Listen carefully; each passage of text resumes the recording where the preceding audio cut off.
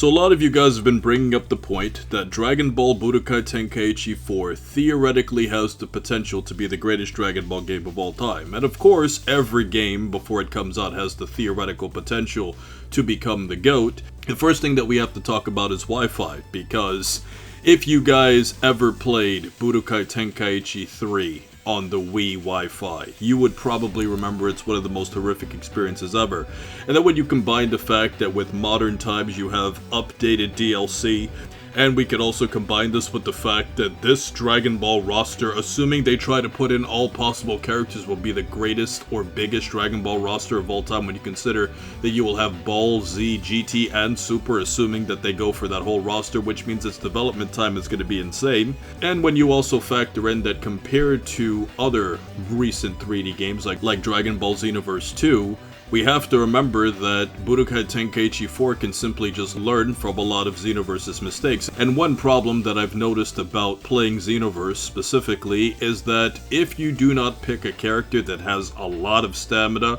or maybe it's just my fighting style, but I realize that it's just so much harder to win fights when you pick a character with lower stamina, which inherently meant that stamina just simply gave certain characters a huge advantage because you could just keep snap vanishing a lot longer and just outlast your opponent, and the moment you get a hit in, it's just combo time and you're just basically eaten up.